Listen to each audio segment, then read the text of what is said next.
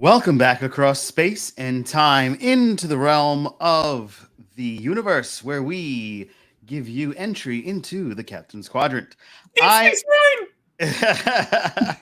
I am Captain Joe Dove here reporting for duty, and with me this week, Jason the Orion Pirate Babe. Ooh. Absolutely. Mean green, ready to be seen. That's right. This week was a fantastic throw into our, and it's a mutual thing because it's our and Star Trek guys' favorite iteration of Star Trek. They returned to Absolutely. Deep Space Nine. I'm so happy the redheaded stepchild's getting some respect. That's right. So Lower Decks this week was a lot of fun, and it's just so much to break down. So let's jump right into First Contact. Thanks. So, what did you we were think? just talking about James Cromwell. I know. How funny. Yes. Serendipitous is the word I would use. What did I Yes. think? Well, you said it. Deep Space Nine is your favorite. It's my favorite. It's the best, in my opinion. It really never gets the exposure or the respect that I think it deserves nowadays. And to see an entire episode set on Deep Space Nine, bringing back these beloved characters and beloved settings, and just wallowing in everything that made Deep Space Nine great. This has probably been my favorite episode of the entire season, even if it is just coasting by on nostalgia and goodwill. I don't care. It works for me. I loved every blessed, wonderful moment of this extreme gift to fans. Thank you, Lower Decks. Yes. This was a lot of fun, mainly because we got to not only see our return to our favorite space station, and the just keep spinning around the pylons, and it was a great line. Any excuse to hear that beautiful theme. Yeah, it's one of the best themes I think in It Star is Trek as the well. best theme. And then, of course, I cannot go any further, and I would be remiss without seeing and saying how wonderful it was to see and hear Quark. Oh, man. So much fun hearing that Ferengi one last time. Hopefully not the last time. But no, I said one last time, but hopefully one more time. Yes. I did notice that not only did he return, but also Nana Vista returned as Kira Nerys, which was a lot of fun, especially with the security officer. Oh, I owed you one from that time we got caught by the. So, and it made sense that she knew Shax, and it made sense that Shax knew her. And I'm kind of ashamed of myself that I never even considered the fact that Kira and Shax would be acquainted with each other. So. That's me falling behind on myself right there. Well, I mean, not only that, it was also cool to see that the Cerritos has this big connection with Deep Space Nine because everybody knew Mariner. Yes, everybody knows Mariner. Shax knows Kira. Yeah. And oh gosh, this show makes me so happy. Yeah. I have no other word for it other than extreme happiness. Yeah, well said. Well, let us get into, speaking of Mariner, the episode summary. Sporterklon, oder hör mir zu, eine Sullivan, oder eine Sullivan. Anna Sullivan? Sullivan! All right, episode 7. Hear all. Nothing. It's very, very to the point. Yeah. The Cerritos crew unexpectedly spends a day on Deep Space Nine. All right, yeah, that's really all we need to know. I'm there. I'm fine with it, just like that. It could have just said Deep Space Nine, and I would have been like, yes, let's do it. Yeah. I also found that interesting that I'm wondering, and here's a tug on the possibilities here. Do you think? Let me just jump into pros and cons before I go any further. Sometimes may be good, sometimes may be shit. It was all good. It was all good. There was no shit. So I'm wondering if they rewrote this role because Alexander Siddig was unavailable to play to guest star in this episode. is the Orion character that they added in this You one. think so? I'm wondering because he had like a hey, a suaveness to him, and the way the character was portrayed. I'm wondering if it was possible that was supposed to be him. It's Uh, possible, but to be honest, I'm skeptical. And mm, it's because to me, uh, that whole arc was all about Tindy kind of accepting her past and who she was. And I mhm. just don't think that would have worked with Bashir. I think that we needed another Orion for that role. Unless, of course, Alexander Siddig wasn't available and they said, hey, how about we do this instead? And, maybe. I don't know. That's what I'm thinking. Like, Yeah. not 100%. Oh, they just took the character and then made him this. I mean, like they probably changed it up, and there might have been a different script because of the fact that Alexander Siddig couldn't make it. Quite possibly. But, with all respect to Alexander Siddig and Dr. Bashir, both of whom I have great affection for, Mhm. I think that the story that we had probably would have worked better than a guest bit from Dr. Bashir. Oh, I really think that this story brought out the best in Tindy. And I mm. think it really catapulted her characterization and gave us a lot of answers about, who she was. Because we've had some hints before, her being so defensive about pirates, hey, maybe it would, maybe she's just defensive. Maybe she just doesn't like that stereotype. Or maybe she's hiding something. Turns out, yeah, she was hiding something. Yeah. That her dad is a Orion space pirate. Can we say an episode plot for the future? I know you could. Ah.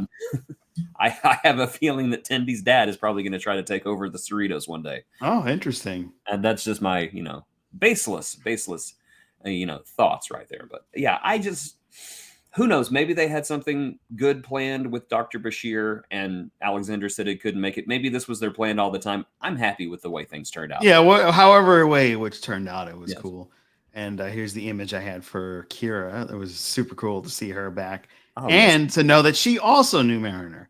Yes, So of course everybody knows Mary. yeah, everybody knows Mariner. It never ceases to amaze me how well Star Trek characters, established Star Trek characters, can just lend their image so easily to this show and become animated, and it's like you just completely accept it. It's never one of those, ooh, she looks weird.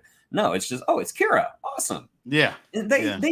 even captured, I don't know, it was such a sweet moment at the very beginning where Kira's looking out the window at the wormhole opening. Yeah, I caught Straight that out of too. a Deep Space Nine episode. Yeah. Is that her way of saying hi to Ben? Whenever the wormhole opens, she always looks and says, maybe this time he'll come out. No, Maybe, I guess maybe. not. Let me toss the ball up in the air. Of course, the Yeah. baseball. The Also, a baseball great was touch. still there. Yeah. He's using baseball metaphors, by the way. Yeah, I noticed that And too. Did you notice this as well? That Oh. Ops was stationed by a full complement of Bajorans with Yeah, I no was going to Starfleet mention that. You officers? you took the words right out of my mouth. The Yes. Starfleet officers just kind of hanging around the Yeah. promenade. They weren't Kira just completely took over, and she's doing Good. things her way. And Good. you go, girl.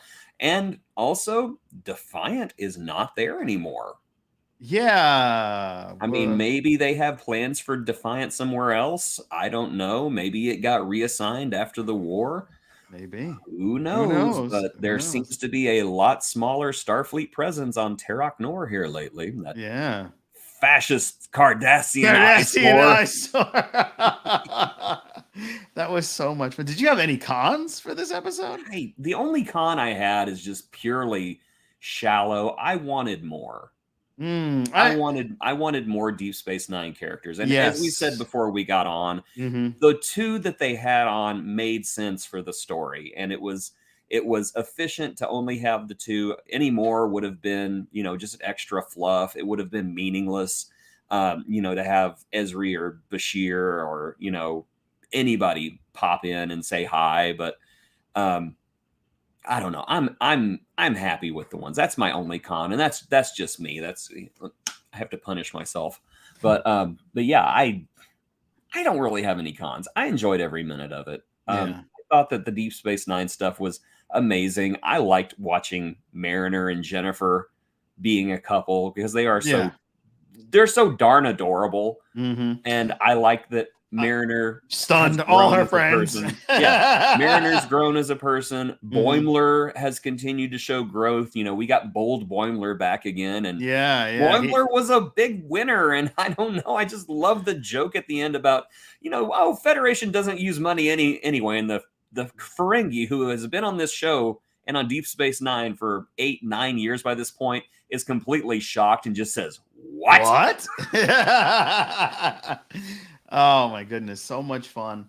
One of the things that I noticed that I really enjoyed about this episode was the fact that the Dominion is still thought of as a fierce presence.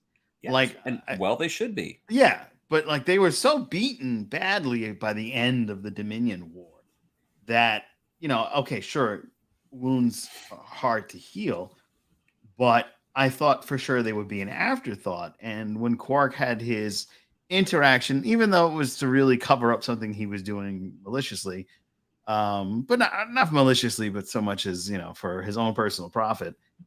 When he hid the replicator core, basically the other species, the Quark 2000. The Quark 2000 Why replicator. is he calling it a Quark 2000? That was like 400 years ago. Yeah, I know. But I just thought it was so interesting to see that the Dominion are still like, ooh, that was the founders and the Vorta. It wasn't us. Like, we had nothing to do with it. But the fear was when they were getting pulled into the wormhole that they would go to the other side and not know what to do. For the B plot. I really liked the underlying animosity there. Mm-hmm. The Karma comes through the wormhole and they're calling the Federation Alpha Quadrant savages. Yeah. And Quark has his little exchange with the Karma. Like you said, it was mostly to cover up his crime. Right. But on the other hand, as Garrick once said, every great lie has a nugget of truth. Right. And Quark has like personal beef with the Dominion after what they did to his nephew and what they did to his business and everything. So yeah, I think I really liked that all this carried over and that there are still, shockwaves from the Dominion War still rippling through the quadrant. Right.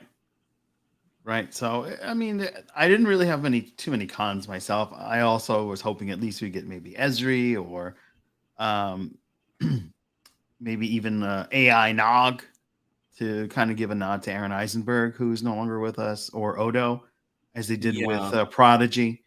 I was hoping for that, but I'm not expecting the world. I was just super happy to be back to Deep Space Nine, and I absolutely love how they did this animated rendition of it. Yes, it all lends itself to animation so much, and Rene Auberjonois and Aaron Eisenberg. I think it would have been nice to have a nod to them, but on the other hand, it would have also felt kind of tacked on to me. Yeah, and I don't know. I don't really think that you should do any kind of grand gesture unless it is part of the plot. Yeah. And I don't know. And I was actually online friends with Aaron Eisenberg whenever he was with us. Big fan of Rene Auberjonois. And I do think that they're owed something, but not in this one. Okay. Not in this one. Maybe something like they could do for the future. But let's move on to 10 forward because we got quite a bit of comments. Absolutely. I want to say hello to friends. So here we go. This is terrible. I like it. I liked all of it. I like it. Yes. Our good friend KB Games. Hi, guys. Hi. Yeah.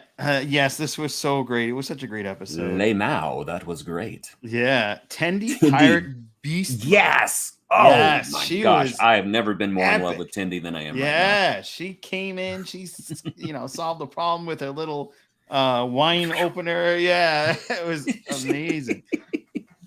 No, he agrees with you. He didn't think it would be Bashir role. I don't mean the exact role. I just mean like the character. I'm wondering if initially that was set up to be Bashir, but he couldn't make it. Mariner has had some great growth. Absolutely. She's had some great growth. Yeah. The Dabo Ferengi was he was hilarious. Great. Yes. He was great, yeah. And no, I think Quark was dead serious in that rant. Like you said, even though he's trying to lie to cover up something, there is those nuggets of truth. Yes. underlined in that. So that's a good point. They hadn't noticed the And they hadn't noticed the point, replicorn. Yeah, that's you know, true. maybe if Quark had not tried to lean so much into the drama, they wouldn't have been suspicious, is all I'm saying. Quark Right. needs more lying lessons from Garrick. Yeah. And That's somebody I would have loved to have seen, even if it Yeah. was tacked on, just, you know, Garrick showing up at one point. Yeah. That would have been cool. But I think he's rebuilding Cardassia at this point. Well, he's got it. How long has it been since in series time from Lower Decks since the end of Deep Space Nine to now? What's it been, like 5 years? No, 4 I think years? it's more than that. Yeah. I don't know. I'd have to look that up. You know, there was a con I kind of wanted to see Bajor as part of the Federation, but I know that probably would have been jarring if we showed up and all the Bajorans were wearing, you know, Starfleet pajamas and everything. But yeah. But we do know that they do become a member of the Federation before 2399. Yeah. So it's happening in the next couple of years. It's true. Yes. And Garrick is on Cardassia because Cardassia was destroyed. Yes, he is. Yeah. But you know, that's what spaceships are for. He could have shown up. Yeah. Or But subspace or something. Yeah. Garrick was it was like Earth after World War III. Yeah, they were pretty much destroyed. Constant bombardment. Well, that's what they get. I'm sorry. That was. I mean, that's all Gul Dukat's fault. Yeah, that's Gul Dukat right there. Don't follow Gul Dukat. Gul Don't Dukat. follow some megalomaniac, you know, narcissist who talks big and promises you everything and never delivers on anything, but it's all a cult of personality. We should never follow anybody like that, and thank God we're smart enough not to. So moving on. Let us jump into future. I ask you, Captain, what conclusion would you draw? The conclusion I would draw is that you should have been in this episode. Yeah. He should be in every episode. Yeah, it would bring such delight. It should be like He-Man episodes where they have a moral at the end. Just have Garrick. In today's episode, we saw that Mariner had to trust Jennifer, and you see, you should trust people too, but only as much as they deserve. Have some misconstrued like have just a Cardassian moral. Oh, that would be great. And now you know, and knowing is half the battle. What's the other half? Lying. Yes, lying is the other half. We are getting the so it's not been released, but I believe, and I was talking offline to KB Games about this. I believe then it's the follow-up episode is next for what you call it? I don't know. What do you call it? What do you call it? It was the Crisis Point 2. Oh, yeah. Good. Yeah. Good. That was one of my favorite episodes from, what was it, last season? Last season before, yes. Such a great episode. So Crisis Point. I love the lampooning of the big screen Star Trek stuff. I hope we see more. Yeah. And I mean, if you look at the initial, not trailers, but like the schematics for season 3 before the posters and things before they put them out, and even when you go and click on the Paramount Plus app, you still have that search for Spock face. Yes. So I'm wondering if they're gonna do a mock on Search for Spock. That would be awesome. Yeah. I mean, the last one was pretty much, you know, Wrath of Khan. So, you know, why not do? Nobody wants to do the motion picture. Let's just skip straight to Star Trek 3. Yeah, might as well. Maybe Boimler has to save Vindicta or something. This is fun. Wouldn't it be funny if the entire series turns out to be a story Garrick is telling his kids as a bedtime story? That would be fun. Papa Garrick, is everything you're telling us the truth? Oh, it's all the truth. Even the lies? Especially the lies. I love that line. That was his last line in the series, right? If I'm not mistaken. No, that was in the episode where. Oh, that's the Giants cast. Yeah, when they tried to rescue Nabran Tain. That was right? The Wire. The Wire where Bashir had to remove the implant. His last line was, "Goodbye. Will we ever see each other?" He said, "I'm not sure. You know, the universe is such a strange place," or something like that. I think that was the last line. That was the last line. Yeah, beloved character. Oh, but I'm best character on Star Trek, if you ask me. He's my favorite. Yeah, I agree. I would be happy if after Picard was wrapped, if they were to announce Star Trek Garrick. That would be fun. Let's do a Garrick miniseries, even if it's just 3 or 4 episodes. Just do an episode. Just do something with Garrick and Bashir going on a road trip across the Federation. I don't know. There's got to be some reason for it. Just save me your sycophantic Federation optimism. Some of the great lines. Just have Garrick. Just tell him. Just tell Bashir. There's something I've always wanted to tell you. Oh, that would be interesting. And Bashir's just clueless. What's Garrick? Yeah, he would totally be. I love Kanar. I love Kanar too, Garrick. By the way, Ezri's coming with us. Oh, good. Oh, that would be a lot of fun. So do you think this is the last time we're going to see any of Deep Space Nine, or will this invigorate? I'm curious to know if people that are watching Lower Decks or big fans of Lower Decks may have not have seen Deep Space Nine, have gone back and watched Deep Space Nine. Like, I would love to know if that pulled numbers for them. I would love to see more of Deep Space Nine. I want to see them do the 8th season as an animated series. Yeah, just do it like Clone Wars type animation, like they did with that short trek. If they're not going to do short treks anymore, apparently, let's do short Deep Space Nine things. I just think that there's potential there. Yeah, and you could bring back characters like Nog and Odo, even though some people would kind of shrink away from that. I think that they would be essential to going back to Deep Space Nine. I've wanted to see that since I saw What We Left Behind. I just wanted to see that whole thing done in CGI. Yeah, I agree.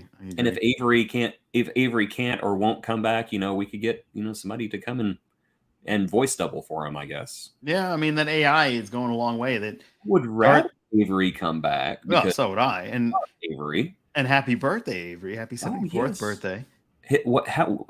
How old is he now? 74. Oh, bless the man. Bless the man. Avery, we know you're listening. We miss you, brother. Come on back. Yeah, come on back. We love totally. you. Yeah, totally. He's sitting at home listening to this podcast going, nope. I don't think so. Talk more about Lower Decks. That show is funny. Yeah. But, as all good things come to an end, this is going to be the end of this episode. There was so much fun being had. Indeed. There's a lot that's going to happen in the future. And like you both said, I think we will return to Deep Space Nine. Maybe in another season of Lower Decks, we'll come back. They might have to go through the Delta Quadrant or the other side of the wormhole just to see what's going on. Or maybe what eras of Star Trek have they not revisited in some point? The only one I can think of, aside from Discovery and the ones that are on right now, is Enterprise. Yeah, they have not done, aside from a throwaway gag on Lower Decks on a Riker ship. They've never done anything with Enterprise. So I would love to see something from Enterprise pop up somewhere. Yeah, that would be cool. Yeah, Enterprise, and they haven't really touched Voyager too much lately. They had Tom Paris as a guest star, right? And they had the actual character. Yeah, Robert Duncan McNeil showed up.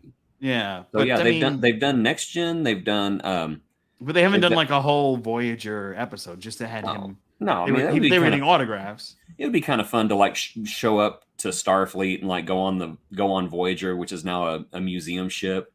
Ooh, that could be the one where Tendy's dad shows up because he steals Voyager. Oh, there you go. There we go. I need a job on this show. You do. Mike McMahon. Yeah. You know my contact information. Call me, buddy. Yeah. Garrick on the Voyager with Tendy's dad with some kind of Enterprise character. I'm thinking Porthos. Oh, there we go. Let me know. Let me know. Let's do it. Or Malcolm, since he's Section 31, maybe he oh yeah. Yeah, maybe he figured out the way to immortality. Absolutely. Well, Trip is Section 31 too. He didn't really die. Oh, that's a good one. That's in a novel that's supposedly canon. He did not die. He faked his death and went on to live until the ripe old age of 130. What? Wow. Yes. Just like Bones. Absolutely. Absolutely. that Except makes Bones sense. didn't have to, have his face swapped like Trip did. Trip had full cosmetic surgery, so he couldn't be recognized anymore. Yes. Oh, interesting. Voyager happened while the Dominion War happened. Yes, it did. Because I That's don't right. even think B'Elanna even knew who Jim Hadar was whenever they came back, because she just said a species from the other side of the galaxy killed all the Maquis. Yeah. So That's there's somebody we need to see as Ro. Oh yeah, Ro hasn't needs been to show right. up just to assure everybody she's not dead. She should have shown up in this episode, just in the background with a sign that says Ro's not dead. Yeah. Justice for Ro. Well, that's going to wrap it up for this episode of the Captain's Quadrant. Thank you so much for watching us on YouTube. Thank you very much for listening to us on whatever streaming platform for all your podcast needs that there are. And if you are interested in more of us, then I suggest you go and find us on our socials. Like me, I'm on @ToBeSeen, @Captain's Quadrant, @DisDungeon, @Spectrum Sanctrum. I know. I'm all That's over a lot the of place. @s. You can @ the heck out of me. You can find most of those things on Facebook, TikTok, and Twitter. And of course, YouTube, Instagram as well. Our producer, who is on a special Section 31 mission, you can catch up with Jason at Pop Culture Spread or CQ Jason. Our friend Annie, who's been out diving deep in the hydraulic chambers of yore. You can follow her at Vulcan Diver. We'll still give you a shout out. You're a good friend of the show. And of course, you, Jason. Me? Yes. My co-host. Yes. Brother from another mother. My Yes, brother from another mother. Find me on TikTok at Jason Roy Gaston. Also on the internet at jasonroygaston.com. On Instagram at Jason Roy Gaston. If you know my name, you can find me. Just call my name and I'll be there. Yes. See you, KB Games. I will talk to you soon. Like Beetlejuice, you say my name 3 times, I just appear in a puff of black smoke behind you. It's showtime. That would be fun. And I definitely recommend checking out his TikToks. You had me in stitches today on the bus, and I thought people were going to kick me off. So blame it on me. That's fine. Yeah, sure. Just be sure to scream my TikTok handle on your way out. Jason Roy Gaston. Take care, everybody.